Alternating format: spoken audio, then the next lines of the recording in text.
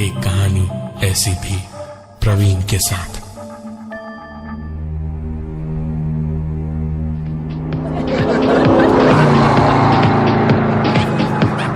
छह दोस्त घूमने निकले, एक हफ्ते की वेकेशन पर कैंपिंग और ट्रैकिंग करने। शहर और बस्ती से काफी दूर निकल आए थे सब। मोबाइल के नेटवर्क किसी के फोन में नहीं आ रहे थे, ना मैप चल रहा था और न जीपीएस का कुछ अता पता था। पहाड़ के बाद जाकर अब जंगल के रास्ते भी सुनसान हो चुके थे। अंधेरा भी थोड़ी देर में हो जाना था कि जब रास्ते के मोड़ पर एक बोर्ड पर चिपकाया हुआ मैप दिखाई दिया। 2 मिनट को गाड़ी रोककर वो मैप उस बोर्ड से निकालकर उन्होंने अपनी गाड़ी आगे बढ़ाई और पीछे बैठी 2 लड़कियां जब मैप पे रास्ता ढूंढने की कोशिश कर रही थी, तब अचानक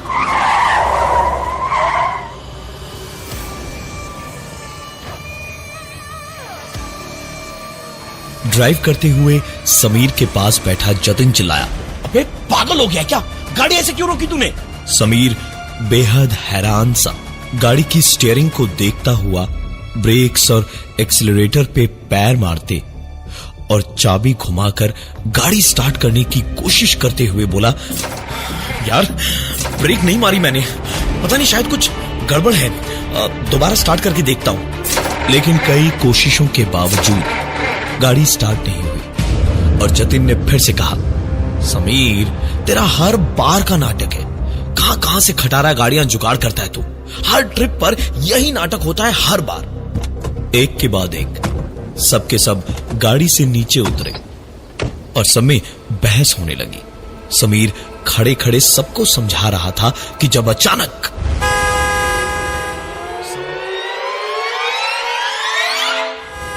सब लोग अगर कार के बाहर खड़े थे तो फिर ये हॉर्न कैसे बजा। यही सोचकर समीर तुरंत कार की ओर दौड़ा और अपनी सीट की खिड़की से झांक कर देखा तो पाया कि स्टीयरिंग पे हॉर्न एक ओर से दबा हुआ था। अचानक खाली गाड़ी में वायरिंग की प्रॉब्लम शायद हो सकती है, लेकिन हॉर्न का अपने आप दबना। समीर ने इधर उधर देखा, उसे कोई दिखाई नहीं दिया। उसने जिधर से हॉर्न दबा हुआ था उसके उल्टी तरफ हल्के हाथ से हॉर्न को दबाया तो हॉर्न बंद हो गया। जरूर ढीला हो गया होगा हॉर्न, इसलिए ऐसा हो रहा था। हॉर्न को बंद करके समीर पलटा अपने दोस्तों की ओर और उसने कहा कि अरे सचमुच खटा रहा है यार, इस बार तो मतलब क्या बताऊं। समीर अपनी बात खत्म भी नहीं कर पाया जब दोबारा से हॉर्न बजने लगा।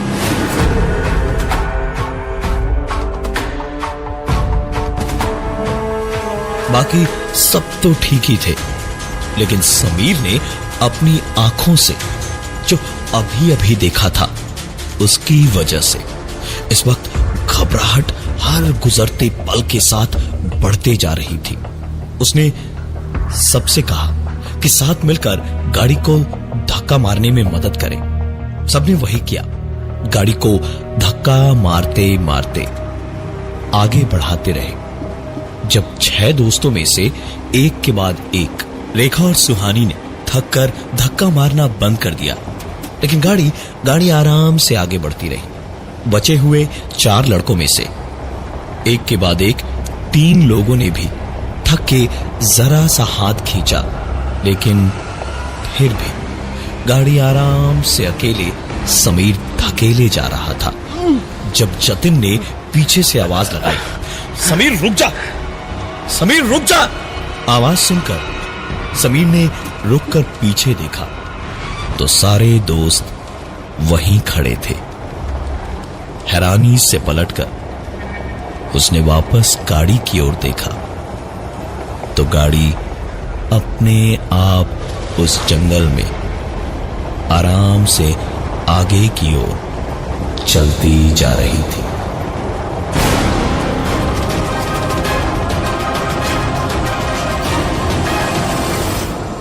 एक कहानी ऐसी भी प्रवीण के साथ। आखिरकार गाड़ी को धक्का देते देते सारे दोस्त उस डाक बंगलो तक पहुंचे जहां उनके जाने की बात थी। लेकिन वहां पहुंचकर सबने पाया कि वो तो पुराना खंडहर था। दीवारें टूटी फूटी, छत कहीं भी नहीं और चारों ओर सांप बिच्छू रेंग रहे थे। गाड़ी किनारे लगा के सबके सब बैठे डाक बंगलो के अंदर ही अपने अपने टेंट्स लगा के और बाहर कैंप फायर जलाकर सब बैठकर मस्ती कर रहे थे जब चारों ओर फैले हुए सूखे पत्तों पर किसी के कदमों की आहट साफ साफ सुनाई देने लगी और वो कदमों की आहट उन सब के पास आकर रुकी और 6 के 6 दोस्तों को एक आवाज साफ सुनाई दी। यहां आकर रहोगे तो कीमत देनी पड़ेगी।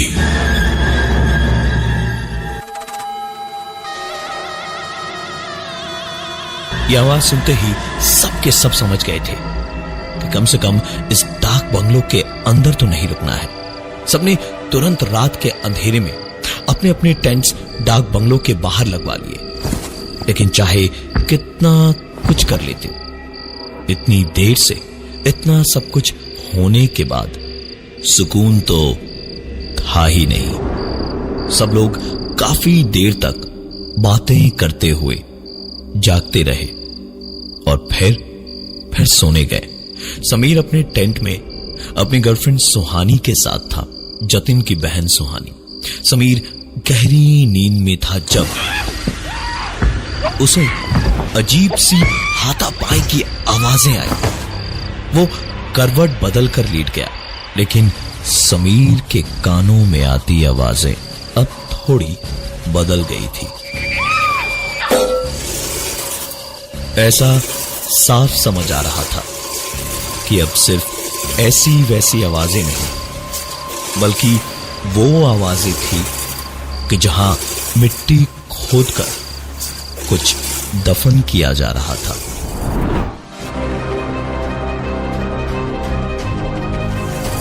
अब तक आती हुई हाथापाई और बाकी सारी आवाजें बंद हो चुकी थी और कुछ अलग किस्म की आवाजें आ रही थी। समीर की आंख तो खुली, लेकिन जितनी देर में समीर उठा उतनी देर में उसने आती हुई आवाजों से साफ समझ लिया कि कुछ छोटी मोटी नहीं बल्कि बहुत बड़ी गड़बड़ थी, क्योंकि आवाजें जो थी उसे साफ समझ आ गई थी कि किसी ने मिट्टी में गड्ढा खोदकर कुछ दफन किया है। समीर उठा, पास में सुहानी को होना चाहिए था, लेकिन वो वहां नहीं थी। शायद जतिन के पास यानी अपने भाई के पास होगी। यही सोचकर समीर उठा जरूर, लेकिन दिल ही दिल में उसे डर खाए जा रहा था। और टेंट से निकलते ही उसने अपने टेंट के थोड़ा सा आगे एक छोटा सा मिट्टी का टीला देखा, जैसे किसी ने अभी अभी उसे खोदकर वापस ठीक किया हो। समीर डर, हैरानी और खौफ सबके मिले जुले हाल से उठकर उसी टीले की ओर दौड़ा और टीले तक जाते ही किसी जानवर की तरह उस टीले को हाथों से खोदने लगा और खोदते खोदते आखिरकार उसे सुहानी की दफन की हुई ताजी लाश दिखाई दी।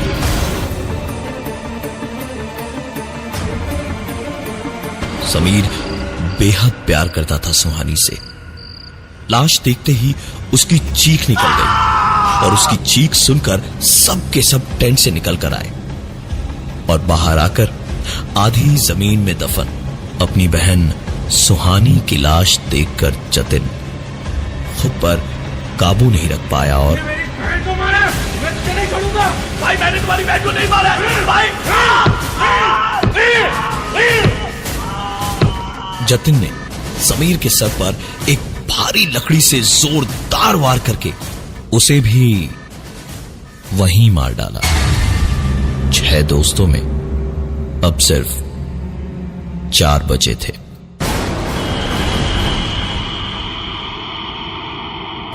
एक कहानी ऐसी भी प्रवीण के साथ। जब सर से गर्मी और गुस्सा उतरा तो चारों ओर फैला खून देखकर जतिन को समझ आया कि ये उसने एक पल के गुस्से में क्या कर डाला। बाकी तीनों दोस्तों ने बहुत कोशिश की रोकने की जतिन को, लेकिन जतिन को रोक पाना मुश्किल था। कोई सबूत नहीं था कि समीर ने सुहानी को मारा था और जतिन ने समीर को मारा। इसके गवाह उसके दोस्त तो थे और उस लकड़ी के लट पे उसकी उंगलियों के निशान भी।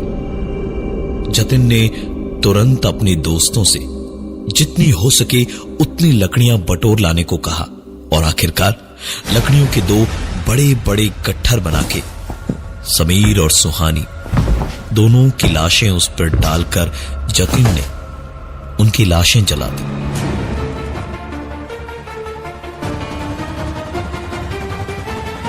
लाशें जल जाए इसके बाद वो वहां से निकले। इस इंतजार में खड़े ही थे सब लोग जब अचानक से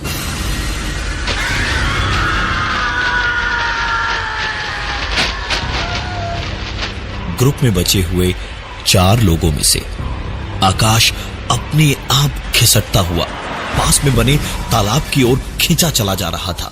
जतिन कुछ दूर तक उसे रोकने और बचाने को उसके पीछे पीछे गया, लेकिन कोई फायदा नहीं हुआ। जिस तेजी से आकाश को पानी में घसीटा गया था वो किसी इंसान के बस में नहीं था।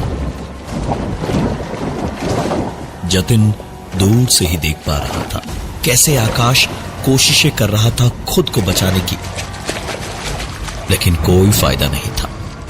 आखिरकार तालाब के उस ठहरे हुए पानी में आकाश की लाश पानी की सतह पर उभर आई। जतिन के साथ अब सिर्फ रेखा और विनय बचे थे। तीनों ने सोचा सुबह तक आसपास साथ साथ रहने में ही भलाई है। एक भी कोई अलग थलग पड़ा तो पता नहीं अब क्या हो। 2 टेंट्स को मिलाकर एक बड़ा टेंट बना के तीनों उसी में बैठे रहे काफी देर तक। जब तीनों ने एक साथ सुना, भैया भैया बचाओ बचाओ भैया बचाओ, सुहानी की चीखें पूरे जंगल में गूंज रही थी। जतिन एक झटके से उठ के खड़ा हो गया अपनी मरी हुई बहन को बचाने के लिए। जब रेखा और विनय दोनों ने एक साथ उसे पकड़ के रोका और चिल्ला के विनय ने कहा, जतिन तू पागल हो गया क्या? सुहानी मर चुकी है। अभी अभी तूने खुद अपने हाथों से उसे जलाया था। खुद को संभाल, बाहर निकलेगा तो तू बचेगा नहीं भाई, तू बचेगा नहीं। जतिन ने उनकी एक नहीं सुनी और विनय के हाथ में मैप पकड़ाते हुए बस इतना ही कहा, अगर मुझे कुछ हो गया तो यहां से बाहर जाने का रास्ता इस मैप में है। यही मैप शायद तुम्हारी जिंदगी बचा पाएगा। इतना कह के जतिन जबरदस्ती अपना हाथ छोड़ाकर टेंट से निकल गया, सुहानी को पुकारता हुआ, सुहानी सुहानी सुहानी सुहानी।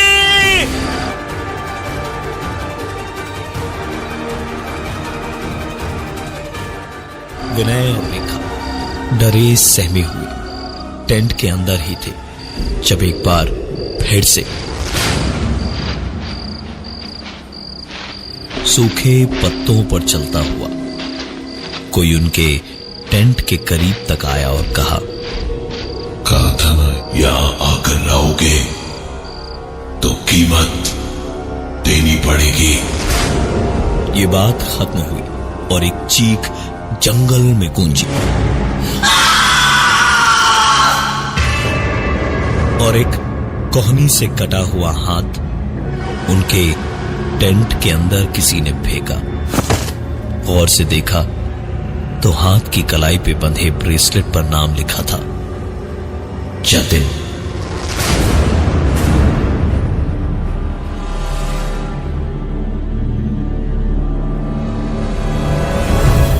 रेखा और विनय अपनी सांस भी धीमे धीमे ले रहे थे कि कहीं सांस की आवाज से मौत उन्हें ढूंढ न ले। ऐसे ही जागते हुए आंखों आंखों में रात कटी। सवेरा हुआ तो दोनों डरे डरे टेंट से बाहर निकले। विनय ने सामने पड़ी हुई एक लकड़ी उठाई और दोनों ने वापस डाक बंगलों की ओर चलना शुरू किया। एक ओर अभी भी हल्की हल्की आग में जलती हुई समीर और सुहानी की 2 चिताएं थी। सामने तालाब के किनारे लगी हुई आकाश की लाश थी, जिस पर कौवे बैठे हुए उसे नोचने की कोशिश कर रहे थे। और कुछ ही दूरी पर जतिन की टुकड़ों में कटी हुई लाश थी। दोनों को पता था कि अगर रुके रहे तो अगली बारी उन्हीं की थी। भागते भागते थोड़ी ही दूरी पे जब डाक बंगलो पे पहुंचे तो देखा जो डाक बंगलो कल रात टूटा फूटा खंडहर जैसा था, वो अब नया नवेला चमकता हुआ था। अंदर बाहर काफी लोग भी थे। उनकी गाड़ी वहीं किनारे पर खड़ी थी और चाबी लगी हुई थी। विनय की जेब में मैप था ही। विनय गाड़ी स्टार्ट करने की कोशिश कर ही रहा था जब एक मुस्कुराती हुई आवाज सुनाई दी। I hope you enjoyed your stay sir.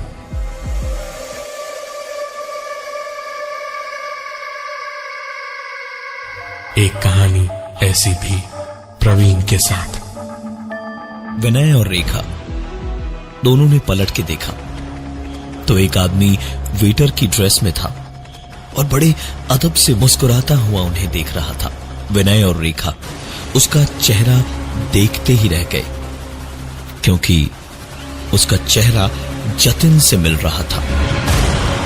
उसने आगे कहा, सर आप 6 लोग आए थे और जा सिर्फ एक आई मीन 2 लोग ही वापस जा रहे हैं। कोई बात नहीं सर, रास्ता याद ही होगा आपको, और रास्ते में मैप वापस उसी बोर्ड पर लगा दीजिएगा जहां से आप लोगों ने उतारा था। Have a safe trip sir. And ma'am आप दोबारा जल्दी आइएगा। विनय जानता था कि कुछ तो बहुत गड़बड़ है। उसने सीधे सीधे गाड़ी गियर में डाली और गाड़ी भगा दी। पहाड़ी रास्ता, वो भी सुनसान। इतना सब हो ही चुका था। रेखा तो खुद को संभाल नहीं पा रही थी और रोई जा रही थी। विनय भी कुछ बोल नहीं रहा था, बस चुपचाप गाड़ी चलाए जा रहा था। वही मोड़ जहां आते वक्त उनकी गाड़ी अचानक ब्रेक लगने से रुकी थी, उसी मोड़ पर अब दोबारा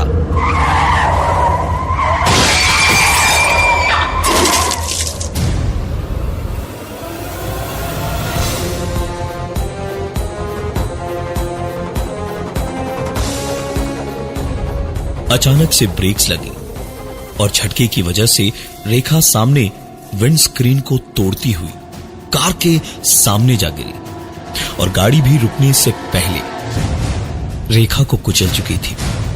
विनय तुरंत गाड़ी से उतरा। उसने रेखा को देखा। आसपास तो क्या, दूर दूर तक कोई नहीं था। विनय ने लाश वापस गाड़ी में नहीं रखी, बस वहां से तुरंत निकल पड़ा। थोड़ा आगे जाने पर उसे वही बोर्ड दिखाई दिया। उसने मैप पर तुरंत बोर्ड को लगाया और गाड़ी स्टार्ट करके अपने घर को निकल पड़ा। वापस पहुंचकर कई लोगों के कई सवालों के जवाब देने थे उसे। ऐसे कई किस्से हैं उस डाक बंगलों के, लेकिन हर बार वही एक जिंदा लौटता है जो उस मैप को बोर्ड पर वापस लगाता है। जाने उस मैप में कौन सी दुनिया में आने और जाने का नक्शा बना है, नक्शा बना है, नक्शा बना है।